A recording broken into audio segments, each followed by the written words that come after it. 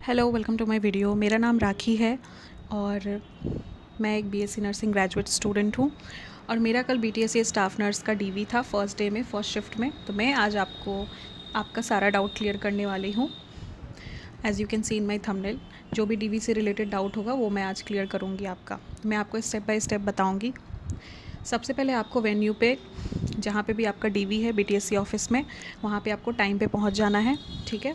और जल्दी जाइएगा ताकि अगर कुछ डॉक्यूमेंट में छूटा हो आपका तो वो आपको समय मिल सके कि आप दूसरे बच्चों को देख के आप उसको सुधार कर सकें, ठीक है। सेकेंड थिंग है कि आपका जो कॉल लेटर होगा, मैं सजेस्ट करूँगी कि उसको कलर प्रिंट निकलवाइएगा। और जब आपकी एंट्री होगी तो वहाँ पे जो भी पुलिस प्रेजेंट होते हैं या फिर जो भी गेट पे जो प्रेजेंट रहता है वो आपका कॉल लेटर देख के आपको एंट्री देगा। उसके बाद आपको बाहर में ही पेस्ट किया गया है कि रजिस्ट्रेशन नंबर के हिसाब से कि कौन से हॉल में आपका डीवी होने वाला है, तो आप बाहर से ही देख के जाइएगा। उसके बाद अंदर जाके भी पेस्ट किया रहता है, अगर आपने बाहर नहीं देखा है तो अंदर से भी जाके पता कर सकते हो। उसके बाद आपको हॉल में बैठना पड़ेगा वहाँ पे। उसके बाद क्या होता है कि आपका बायोमेट्रिक वगैरह का प्रोसेस होता है, मतलब वेरिफिकेशन किया जाता है आपका, जैसे फ़ोटो स्कैन हो गया, सिग्नेचर वगैरह देखा जाता है आपका। उसके बाद कॉल लेटर आपको लेकर बुलाया जाएगा वहाँ पे। उस पर आपका टेबल नंबर लिखा जाता है, वहाँ पे अलॉट कर दिया जाता है कि कौन से टेबल नंबर पे जाके आपका डीवी का प्रोसेस होना है। उसके बाद फिर आपको एक ऊपर जाने को बोला जाएगा। वहाँ पे सर आते हैं, वहाँ पे बोलते हैं कि अब आप लोग डीवी के लिए ऊपर आइए। तो वहाँ पे कुछ कुछ बच्चों को, जिनका भी मेडिकल कंडीशन है, उसको पहले भेजा जाता है।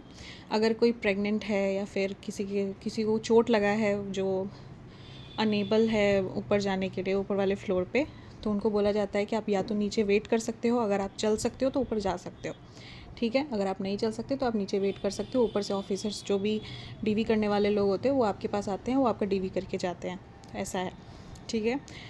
और अगर कोई ऊपर जा सकता है ऊपर वाले फ्लोर पे तो उनका सबसे पहले उनको प्रायोरिटी दी जाती है कि सबसे पहले आप इनका करके हटा दो, ठीक है। तो ये चीज़ हो गया। अब आप ऊपर जाते हो तो फिर ऊपर में बाहर में पेस्ट किया हुआ है कि कौन से टेबल नंबर, किस रूम में कौन कौन से टेबल नंबर वाले ऑफिसर्स बैठे हैं। तो वहाँ पे आपका, जैसे मेरा टेबल नंबर 2 पे था तो मैं अंदर गई, वहाँ पे मेरा डीवी का प्रोसेस सारा स्टार्ट हो गया। मुझे फ़ाइल दिया गया, उसमें मेरे जितने भी 2 सेट तैयार करके जाना है आपको। ज़ेरॉक्स का 2 सेट होना चाहिए आपका, सारा documents as per the instruction call letter में जैसे लिखा हुआ है वैसे अरेंज्ड होना चाहिए, ठीक है। और कॉल लेटर में जो फ़ोटो पेस्ट करना है वो या तो आप रीसेंट फ़ोटो पेस्ट कर सकते हो, और अगर आपके पास पहले का फ़ोटो है तो वो बहुत अच्छी बात है, वही आप पेस्ट कर सकते हो, इसमें कोई प्रॉब्लम नहीं होगा। लेकिन अगर जो आपको 5 फ़ोटो जो कॉल लेटर में जो लिखा है वो आपको अपना पहले वाला फ़ोटो देना है जो आपने फॉर्म भरते टाइम अपलोड किया था। उसके बाद वहाँ पे जो डेटा एंट्री जो हमारे करते हैं वो आपको एक फ़ाइल देंगे, उसमें आपको आपका कॉल लेटर चेक करेंगे, वो फिर से रीवेरिफिकेशन होता है। उसके बाद दोनों सेट को वो अरेंज करेंगे अच्छे तरीके से। मैं कहूँगी कि आपको नीचे ही टाइम दे दिया जाता है, हॉल में जब आप बैठते हो वहाँ पे अरेंज करने के लिए बोला जाता है। और अपने 5 फ़ोटो के पीछे आपको अपना रजिस्ट्रेशन नंबर, नाम और डेट लिखना रहता है। वहाँ पे सारा कुछ बता दिया जाएगा आपको हॉल में ही, at the time of biometric वो अनाउंस करके बता देते हैं, ठीक है। उसके बाद फिर पैनल पे 3 ऑफिसर्स बैठे रहते हैं, वहाँ पे फिर आपका डॉक्यूमेंट वेरिफिकेशन, डेटा एंट्री जो कर रहे होते हैं वो आपका फ़ाइल पास करते हैं फर्स्ट ऑफिसर के पास।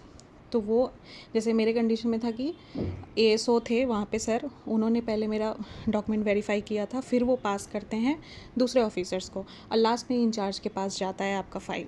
वो लास्टली साइन करते हैं आपके डॉक्यूमेंट पे, और उसी टाइम पे वो सारा डॉक्यूमेंट का मिलान करते हैं। जैसे कि पहला डॉक्यूमेंट है आपका एप्लीकेशन फ़ॉर्म है। एप्लीकेशन फ़ॉर्म पे आपका पूरे तरीके से प्रिंट निकला हुआ है कि नहीं निकला हुआ है, क्लियर होना चाहिए। उसके बाद हाँ, अगर आपका ज़ेरॉक्स आपने ब्लैक एंड वाइट निकाला है या कलर प्रिंट निकाला है तो उससे कुछ मैटर नहीं करता है, बस क्लियर होना चाहिए, दिखना चाहिए आपका name, father's name, date of birth, ये सब। उसके बाद सेकंड में मैट्रिकुलेशन सर्टिफिकेट आपका क्लियर होना चाहिए, उसमें आपका date of birth fully visible होना चाहिए। उसके बाद रेजिडेंस सर्टिफिकेट, वो सारा रेजिडेंस सर्टिफिकेट, एनसीएल जिनके पास भी है, वो सारा कुछ डेट का मिलान करते हैं। डेट बहुत ज़्यादा इम्पॉर्टेंट है बीसी ईबीसी वाले बच्चों के लिए, एनसीएल के लिए। और उसमें एक फॉर्म 18 का जो ऑप्शन है, अगर किसी के पास 1 साल के अंदर का है तो वो फॉर्म 18 भी ऐड करके जा रहे हैं। लेकिन एक चीज़ और इम्पॉर्टेंट चीज़ है कि अगर किसी के पास एनसीएल बिहार का ना बन के भारत सरकार का बना हुआ है, तो वहाँ पे एक कैंडिडेट का ऐसा ही केस था। उनके पास बिहार का नहीं था, उसके पास भारत सरकार का बना हुआ था। तो वो उन्होंने एनसीएल वो मान्य किया है, लेकिन उसके रिमार्क में ये मेंशन किया है कि इनके पास बिहार सरकार का नहीं है, भारत सरकार का एनसीएल है। अब आगे चल के उसको मान्य करेंगे या नहीं करेंगे वो बात की बात है।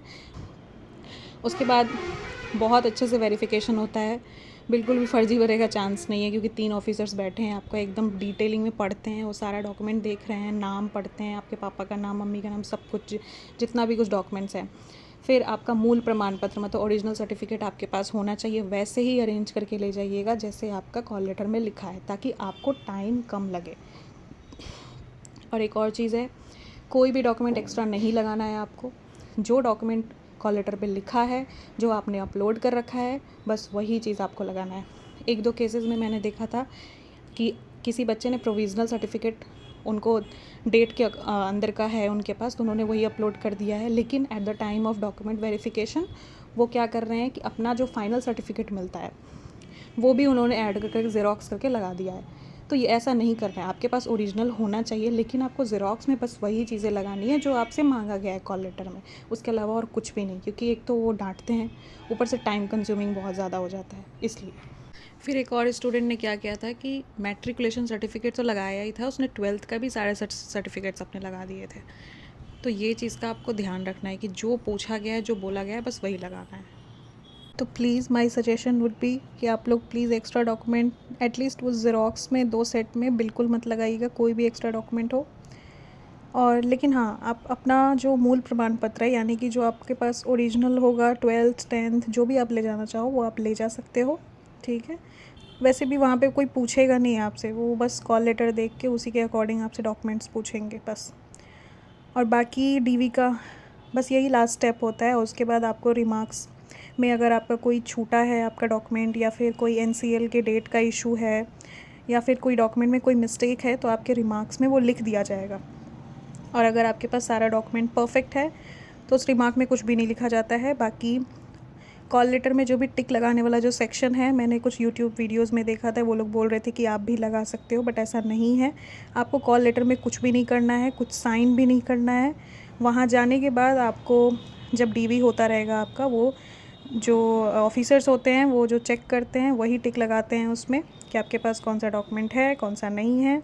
और उसके बाद लास्ट में आपसे साइन कराया जाता है विथ डेट, ठीक है। उसके बाद पीछे जो एक पेज है कार्यालय कार्य हेतु करके, जिसका टाइटल लिखा रहता है, उसमें आपका जो रिमार्क्स रहेगा वो लिखा जाएगा। आपका कितना पेज नंबर है, कितने से कितने पेज नंबर तक आपका डॉक्यूमेंट है 2 सेट का, वो लिखा जाएगा। एंड आपका जो मार्क्स जो बन रहा है, नॉर्मलाइज्ड स्कोर लिखा जाएगा उसमें, और 0.75 से इंटू करके आपका कितना मार्क्स बन रहा है वो लिखा जाएगा स्कोर। फिर आपसे क्रॉस चेक करवाया जाएगा कि ये आपके पास इतना इतना पेजेस में आपका डॉक्यूमेंट है, आप अपना सारा कुछ देख लीजिए, इसमें जो टिक जो लगाया गया है वो सही है या नहीं है। मैं सजेस्ट करूँगी कि प्लीज़ अच्छे से देख लेना, क्योंकि मेरे साथ एक प्रॉब्लम हो गया था कि जैसे मेरे जो ऑफिसर्स जो चेक कर रहे थे मेरा डॉक्यूमेंट, उन्होंने क्या किया था कि बीसी ईबीसी एनसीएल मेरे पास था टाइम से पहले का, लेकिन उन्होंने फॉर्म 18B में भी टिक लगा दिया था। तो मैंने ध्यान दिया, तो मैंने उनको बोला कि सर आपने ऐसा करे, तो उन्होंने उसी टाइम उसको करेक्ट कर दिया, ठीक है। तो मेरा सजेशन ये रहेगा कि आपको अगर आपका डीवी बहुत अच्छे से हो गया है, फिर भी आपको कॉल लेटर आपको दिया जाएगा वापस क्रॉस चेक करने के लिए। डेटा जो एंट्री करते हैं वो आपको एक रिसीविंग टाइप देते हैं, उसमें आपका सारा कुछ प्रिंटेड फॉर्म में उसमें दे दिया जाता है, और लास्ट में आपको 2 प्रिंटेड फॉर्म में जो पेजेस दिया जाएगा कॉल लेटर का, एक वो अपने पास रखते हैं और एक आपको रिसीविंग के तौर पे दे देते हैं। उसमें भी आपको साइन करना होता है, उसमें आपका इंचार्ज का साइन होगा जो आपको रिसीविंग मिलेगा। ध्यान दीजिएगा कि उस पर इंचार्ज का साइन होना ही चाहिए, वो लास्ट में करते हैं आफ्टर योर डीवी कंप्लीशन। और बहुत अच्छे से क्रॉस चेक कर लीजिएगा, कुछ गलती होगा तो वो उसी टाइम पे करेक्शन भी कर देते हैं, ठीक है। और हाँ, एक चीज़ मैं बताना भूल गई कि जो आपका जो डॉक्यूमेंट रहता है उस पर आपको शायद बिहार सरकार का कुछ एक स्टैम्प होता है, वो लगता है आपके डॉक्यूमेंट पे, सारे जितने भी आपके ज़ेरॉक्स कॉपीज़ हैं उस पर लगता है, और उस पर टेबल नंबर लिखाता है। तो ये चीज़ मैं बताना भूल गई थी। बाकी सिर्फ यही प्रोसेस होता है, और लास्ट में निकलने से पहले भी आप एक बार उनसे पूछ लीजिएगा कि क्या सर मैं जा सकता हूँ या जा सकती हूँ, क्योंकि तभी आपको जाना है। मेरे साथ ऐसा हुआ था कि मेरे जो रिसीविंग शीट में इंचार्ज का साइन छूट गया था। तो आप लोग ऐसी गलती मत कीजिएगा, एक बार पूछ लीजिएगा, सारा डॉक्यूमेंट क्रॉस चेक कर लीजिएगा, ओरिजिनल डॉक्यूमेंट भी ले लीजिएगा कि क्या पता कहीं कुछ गलती से छूट ना जाए वहाँ पे। तो इस चीज़ का ध्यान रखिएगा। और डीवी के लिए बिल्कुल परेशान नहीं होना है, सब कुछ एकदम अच्छे से हो जाता है। बहुत कोऑपरेटिव हैं वहाँ के स्टाफ मेंबर्स जो भी हैं, बहुत अच्छे से हेल्प करते हैं। और आपका जो भी माइनर मिस्टेक्स होगा, हो सकता है वो कोई सोल्यूशन भी निकाल के दे दे आपको, तो इसका हमेशा ध्यान रखिएगा। सारा डॉक्यूमेंट्स अच्छे से लेके जाइए, अरेंज करके जाइए as per the detail instruction in your call letter. And best of luck for all the students who cleared staff nurse exam. And I hope आपको सारा प्रोसेस समझ आ गया होगा, आपके डाउट्स भी क्लियर हो गए होंगे। और अगर आपको एक्स्ट्रा आपके कोई डाउट्स हैं तो आप मुझे कमेंट सेक्शन में बता सकते हो, मैं उस पर ज़रूर वीडियो बनाऊंगी। सो तब तक के लिए आप मेरे चैनल को फॉलो सब्सक्राइब कर लीजिए। Thank you so much.